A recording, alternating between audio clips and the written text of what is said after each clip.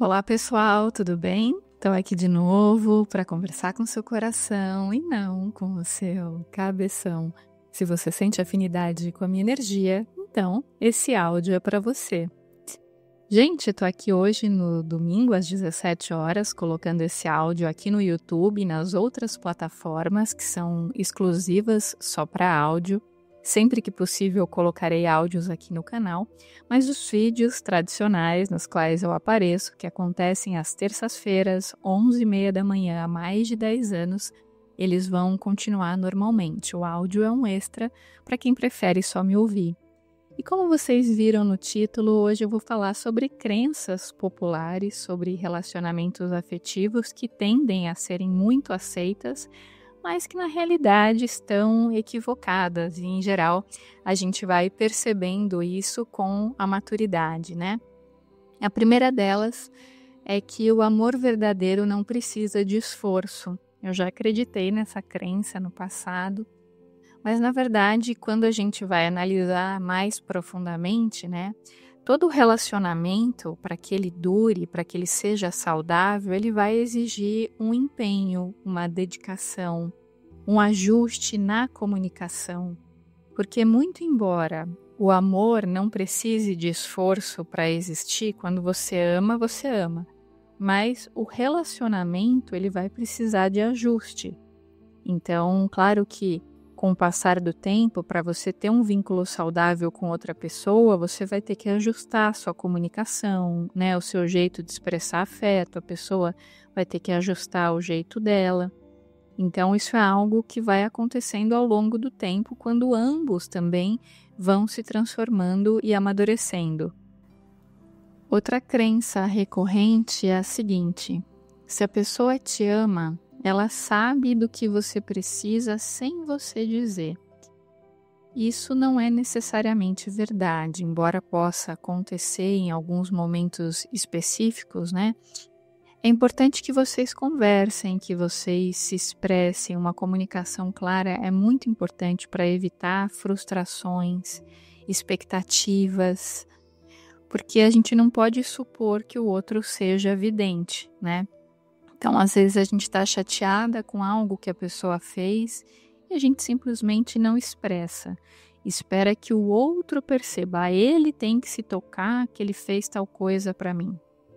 Ou ela tem que se tocar, eu não vou falar nada, eu vou deixar ela perceber, senão não tem graça. Eu fico de cara amarrada, emburrada, até a pessoa se tocar. Isso acaba gerando um desgaste no relacionamento, né? Porque você não expressa o que você está sentindo, aí vocês ficam perdendo tempo, gastando energia à toa, num problema que poderia ter sido resolvido com uma boa conversa. Então, essa crença, ela revela a importância da gente se expressar para os vínculos serem saudáveis, não só em termos de relacionamento romântico, mas também em amizades, né?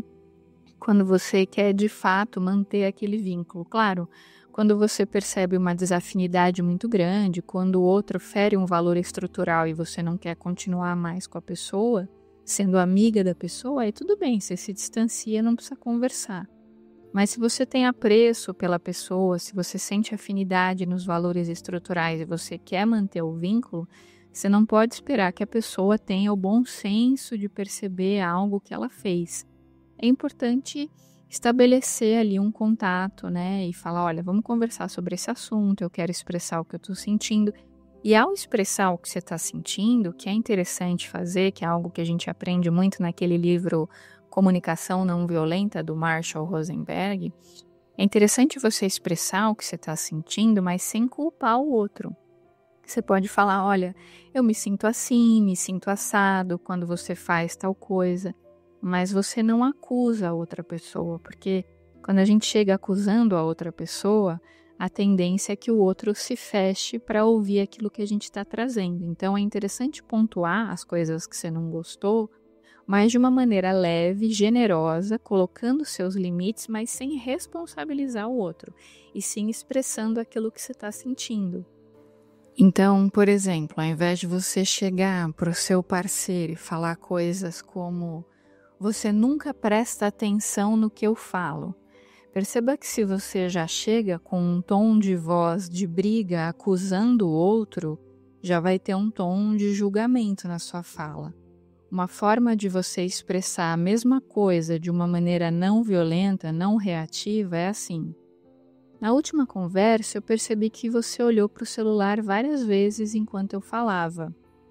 Perceba que você está pontuando uma situação específica, mas você não está acusando o outro, você está observando um fato e expressando aquilo que você observou. Outra coisa interessante de se fazer, ao invés de chegar para a pessoa e falar, olha, isso que você fez mostra que você não se importa comigo. Perceba que se você já chega falando assim, você tem um tom de acusação na voz, né? Outra coisa bem diferente é você falar assim, eu me senti ignorada e frustrada quando tal coisa aconteceu. Quando você fala isso, você está expressando um sentimento. Você não está acusando o outro.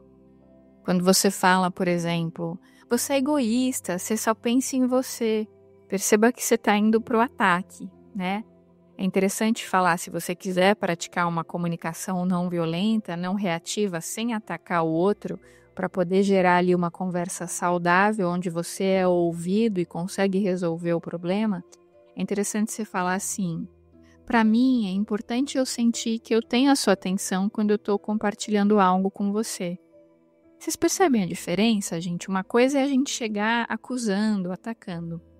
Outra coisa é a gente colocar o que a gente sente, o que a gente observou, o que a gente percebeu, mas sem julgamento, sem chamar a pessoa para briga, né? Sem acusar o outro, porque normalmente quando a gente já chega no ataque, o outro já vai naturalmente para a defensiva para fazer ali o par complementar. Isso é que é o mais comum de acontecer, né, num relacionamento. Outra coisa interessante também, ao invés de você falar para a pessoa, você tem que parar de ser assim, você não pode mais fazer tal coisa está errada. Perceba que tem um tom muito autoritário nesse seu pedido. E a maioria das pessoas, por ter uma criança interior ferida, a maioria das pessoas não lida muito bem com autoridade, com autoritarismo. Então, se você chega numa postura autoritária, colocando o dedo na cara, falando o que o outro tem que fazer, não tem que fazer, a tendência é que ele não faça, muitas vezes até por uma pirraça inconsciente, né? Por um sistema de defesa. Então, você pode falar assim, você pode, por favor, guardar o celular quando a gente estiver conversando? Isso me faria sentir mais conectada com você. Vocês percebem a diferença no modo de se expressar, no tom de voz? Não é que você vai fazer isso em tom de ironia, de deboche, porque aí não resolve, né? Você vai estar expressando a reatividade da mesma forma, só que numa outra configuração.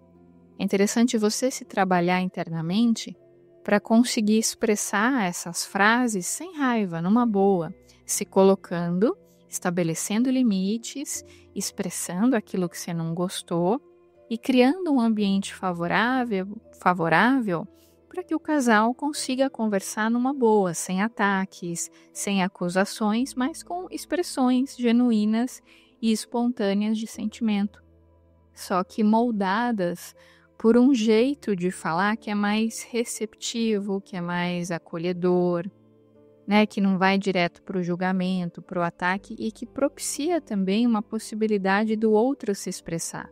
Porque, em geral, quando a gente tem um tom de comunicação muito autoritário, às vezes o outro fica até com medo de se expressar, de colocar ao lado dele, porque ele tem a sensação que tudo que ele disser será usado contra ele, ele já se fecha.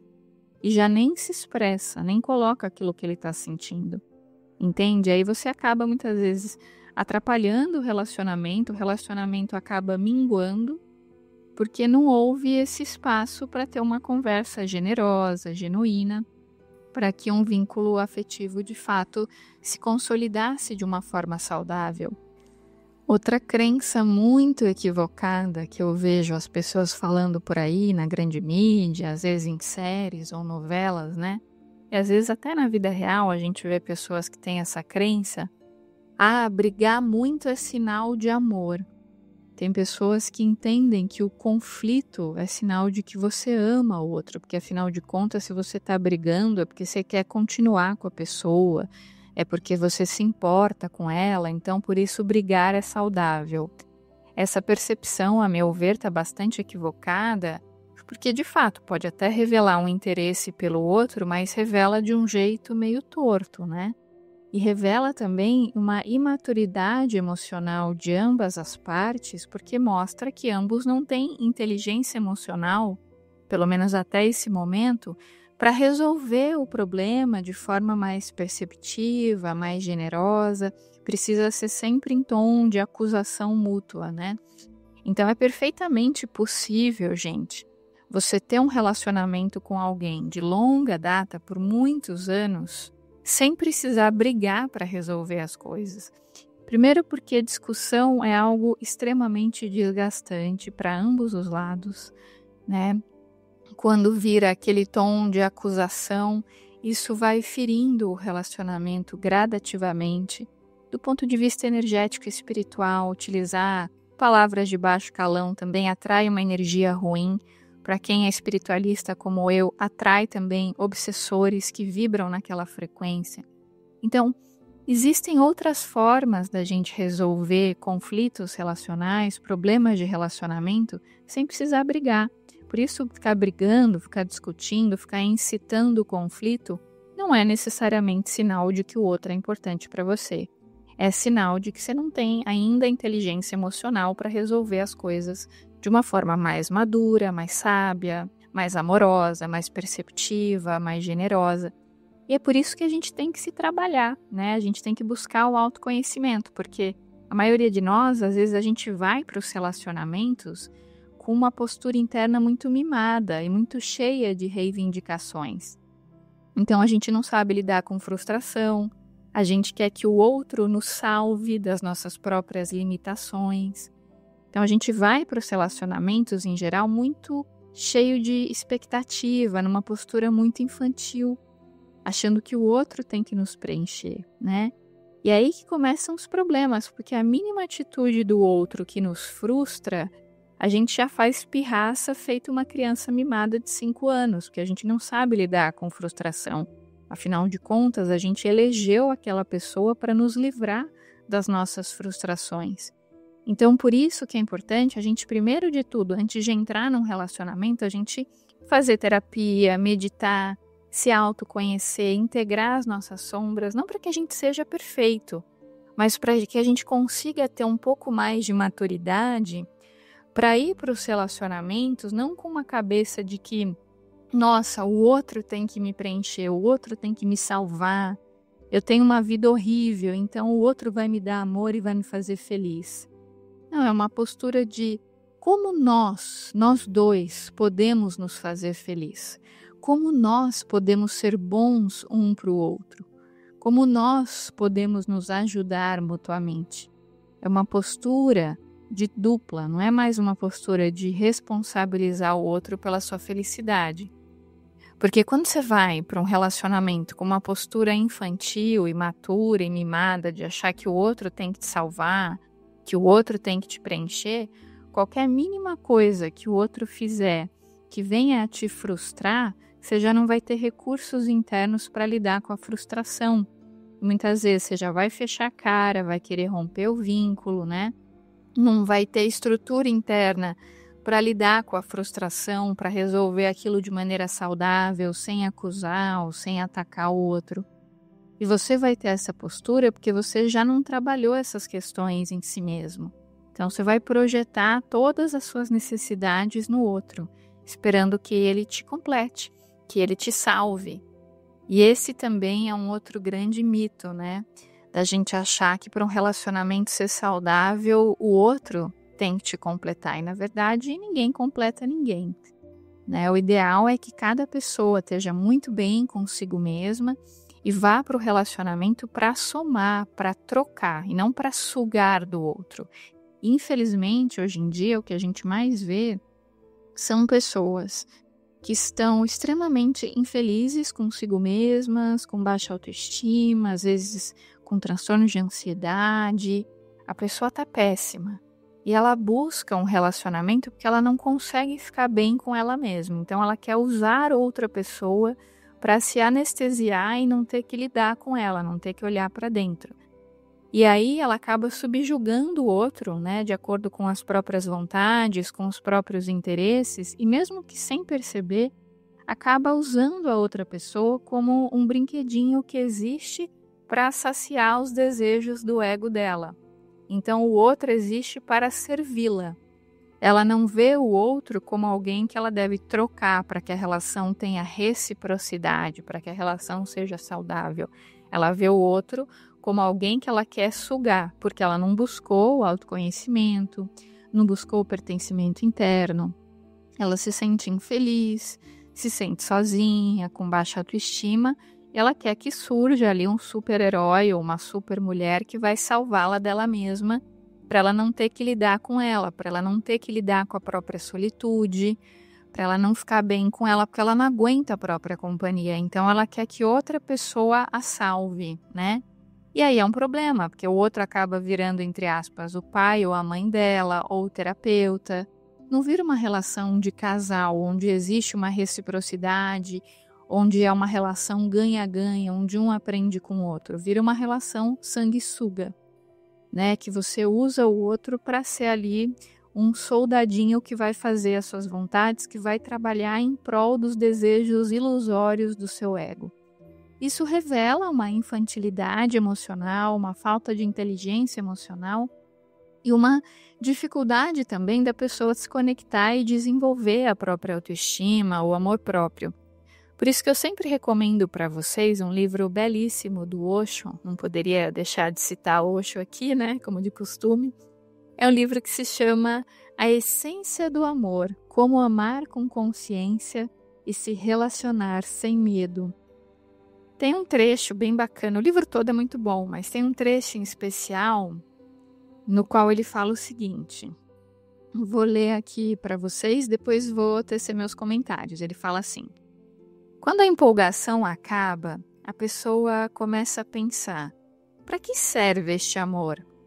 O que as pessoas chamam de amor, aí ele coloca entre aspas, morre junto com a empolgação. E essa é a maior calamidade. Na verdade, o amor nunca nem sequer existiu. Foi apenas um amor pela empolgação. Não era amor de verdade.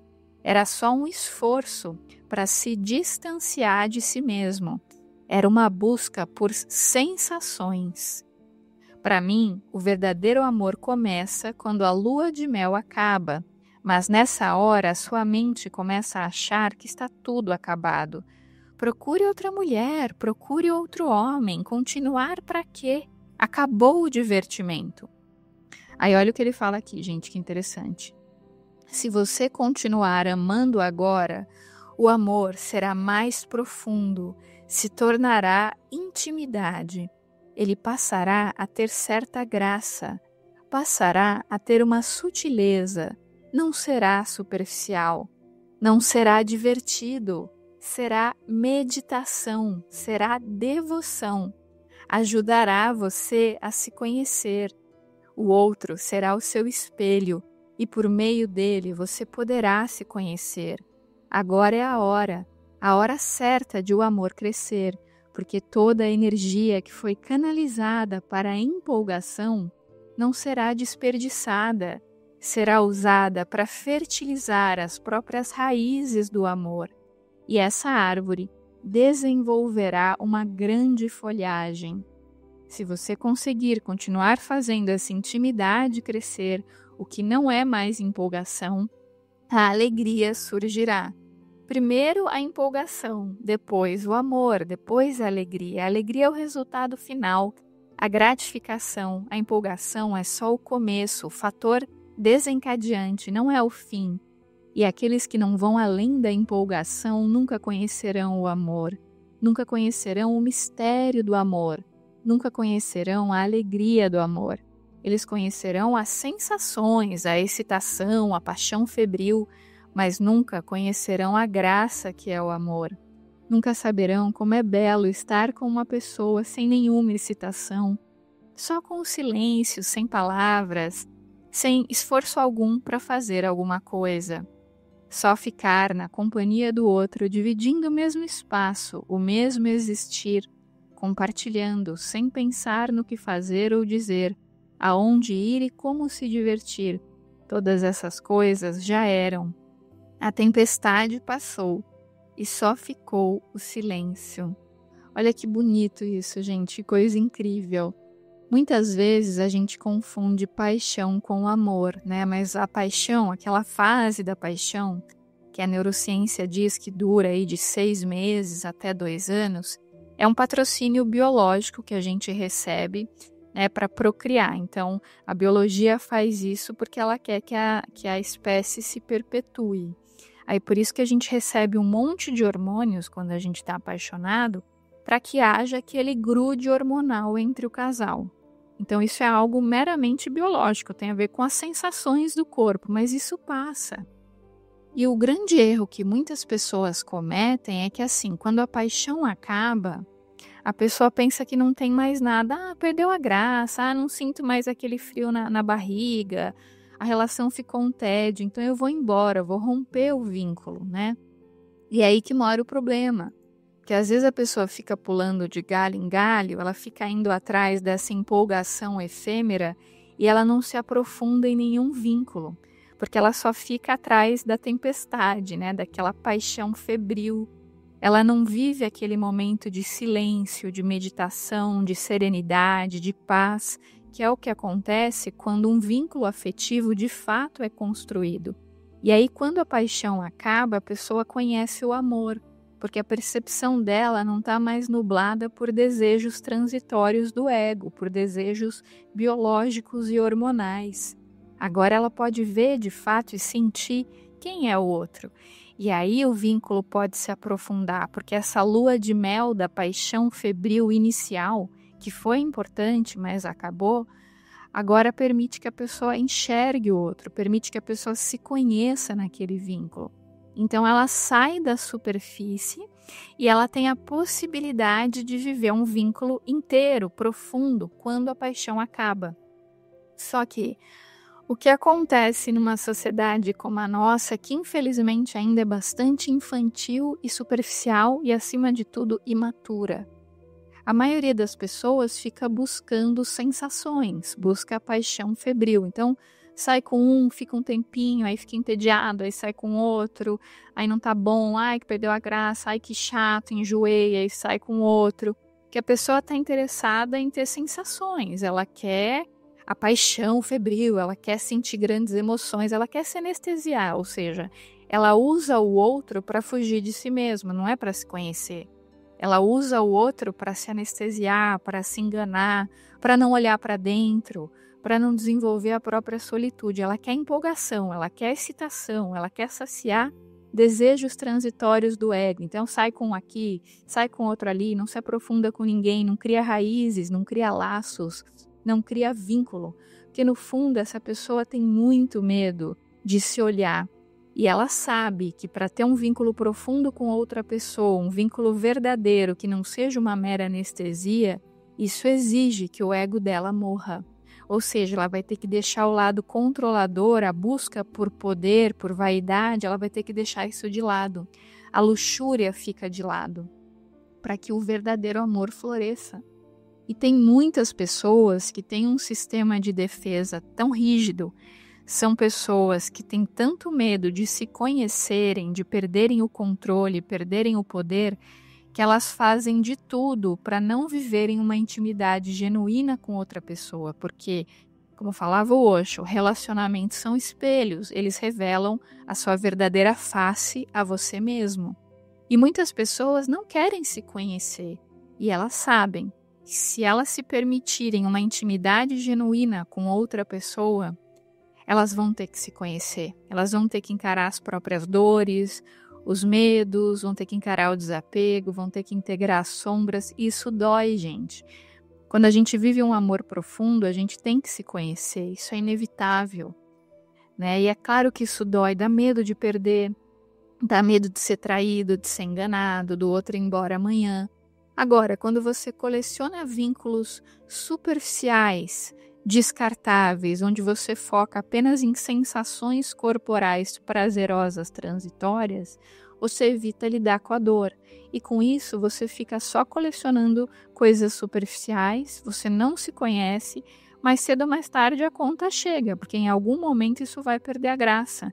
Não tem como a gente ficar a vida inteira só caminhando na superfície sem pagar um preço alto depois.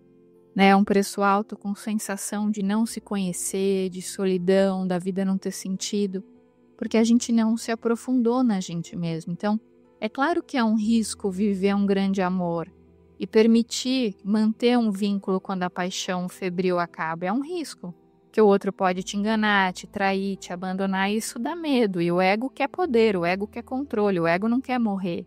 E para ele ter uma intimidade genuína com outra pessoa, ele tem que perder o poder para ficar uno com o outro no sentido energético, né?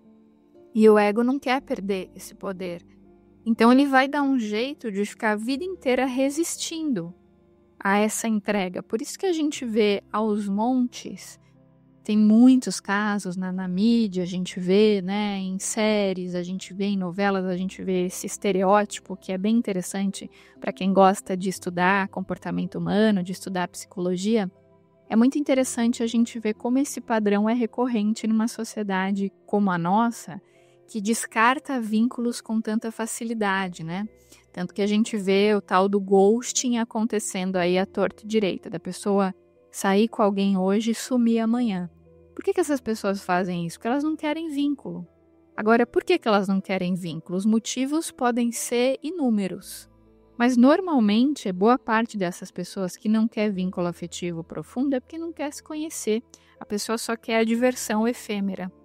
Ela não quer ter o trabalho de se entregar, de conhecer o outro, de conhecer as próprias sombras, porque intimidade dá trabalho, exige esforço, exige dedicação, exige empenho. Agora ficar pulando de galho em galho, sem criar vínculo, é fácil. Você fica ali, né, em relações efêmeras, tem um pouquinho de prazer aqui, um pouquinho de prazer ali, mas você não conhece o prazer verdadeiro do autoconhecimento, que só é propiciado quando você sai da superfície.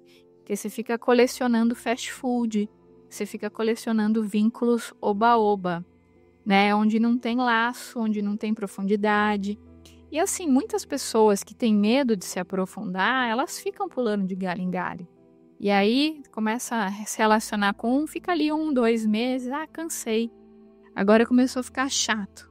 Deixa eu procurar outra pessoa. E termina com essa, às vezes nem termina, às vezes simplesmente some. Aí começa a sair com outra, isso quando não sai com várias ao mesmo tempo, né?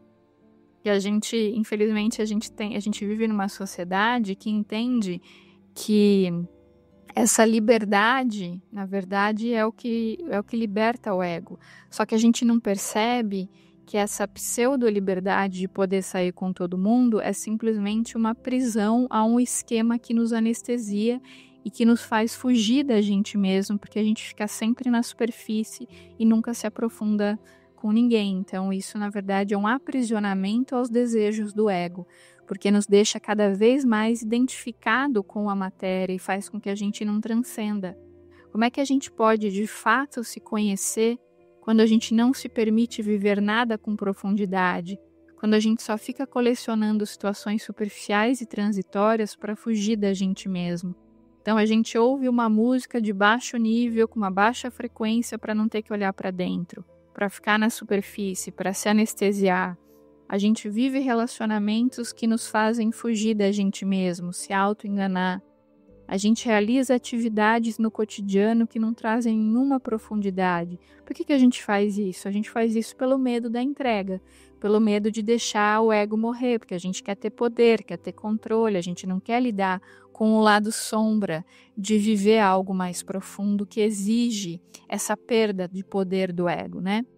Então, por isso que a gente vê aos montes pessoas colecionando vínculos descartáveis, transitórios, sem profundidade nenhuma, né? Você vê às vezes uma pessoa que está com outra pessoa só porque a outra é plasticamente bonita, e tudo bem, a beleza também importa, mas ela não deve ser o único fator de atração, e muitas vezes esse é o único fator de atração que o outro tem por você, é a aparência física. E aí, quando ele enjoa disso, ele vai procurar outra pessoa que desperte nele essa paixão febril, aí procura outra e vai a vida inteira assim, pulando de galho em galho, sem se autoconhecer, sem focar naquilo que realmente importa, sem construir vínculos duradouros, né? O que acaba sendo muito bom para o ego, porque o ego quer justamente isso, ele quer coisas transitórias, ele quer se identificar com a matéria. Ele não quer nada que transcenda, que vá além, que te ajude a expandir horizontes, que te ajude a se conhecer, que te ajude a se aprofundar, porque ele tem medo da perda. Então, é muito comum a gente ver essas pessoas perdidas nesses vínculos. Muitas vezes, essas pessoas que eu estou falando aqui somos nós mesmos, ou já fomos nós mesmos. Em algum momento da vida, a gente já ficou perdido, colecionando vínculos transitórios que não significavam nada, né? Justamente porque a gente não queria ter que encarar a dor de ser quem a gente é. E quando a gente está num vínculo profundo, inevitavelmente, em algum momento, a gente vai ter que se encarar. A gente vai ter que olhar para aspectos nossos que a gente sempre deixou debaixo do pano, que a gente não quis olhar porque eles estavam ali submersos no inconsciente. E quando a gente se aprofunda, esses aspectos eles vêm à tona e às vezes é muito doído olhar para aquilo, encarar aquela sombra, integrar aquela sombra, superar aquele medo, né?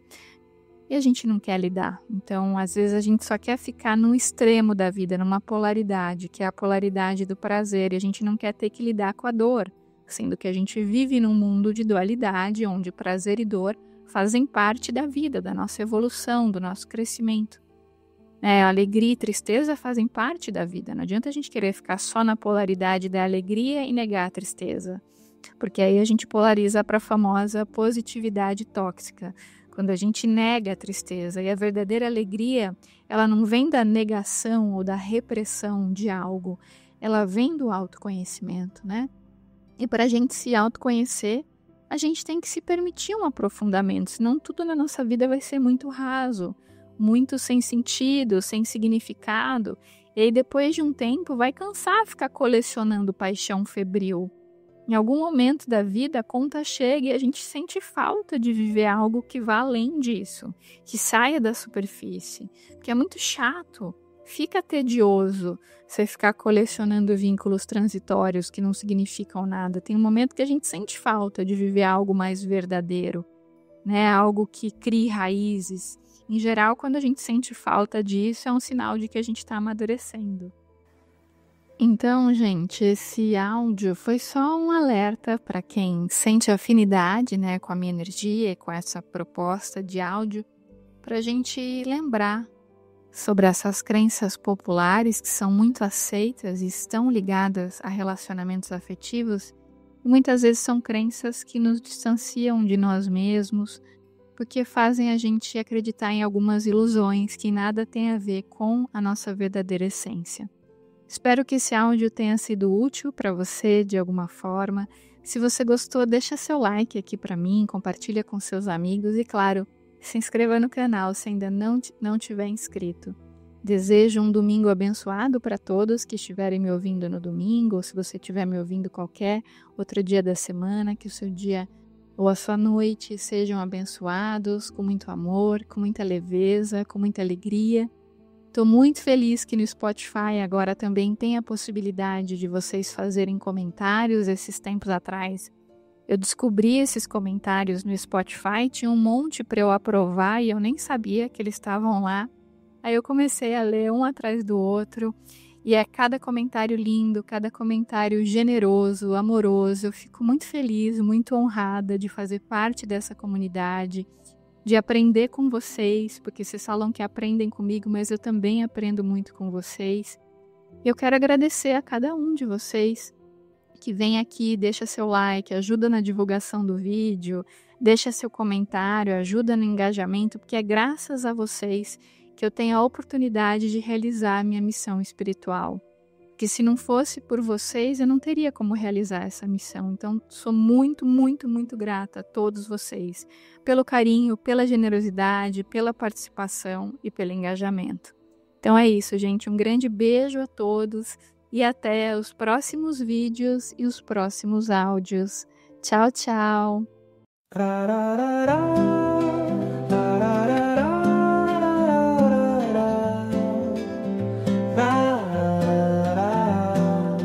Nas pequenas coisas está a magia.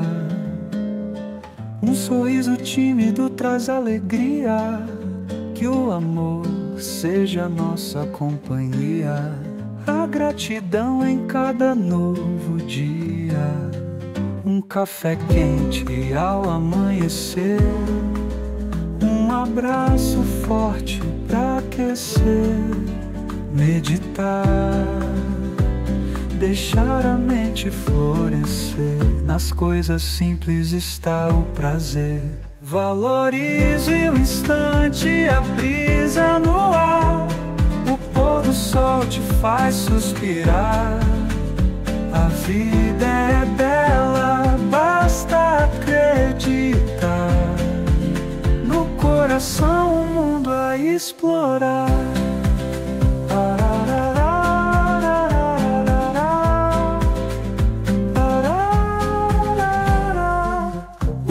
Dos pássaros, doce canção.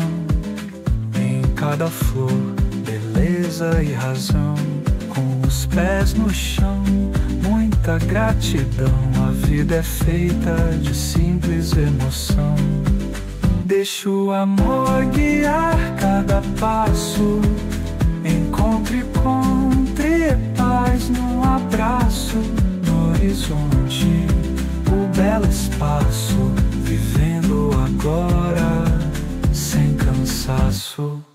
Valorize o instante, a brisa no ar. O pôr do sol te faz suspirar. A vida é bela, basta acreditar. No coração o mundo a explorar.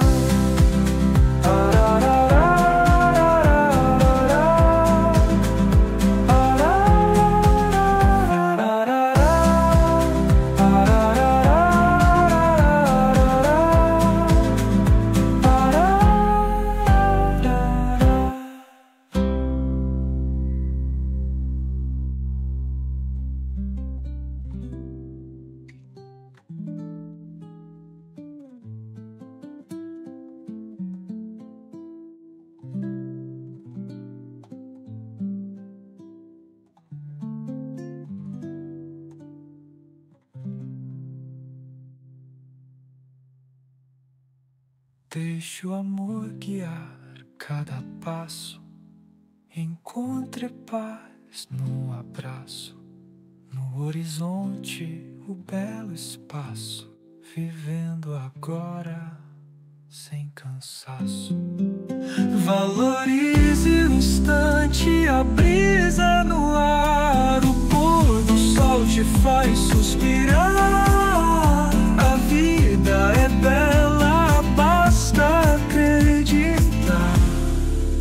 No coração o mundo a explorar.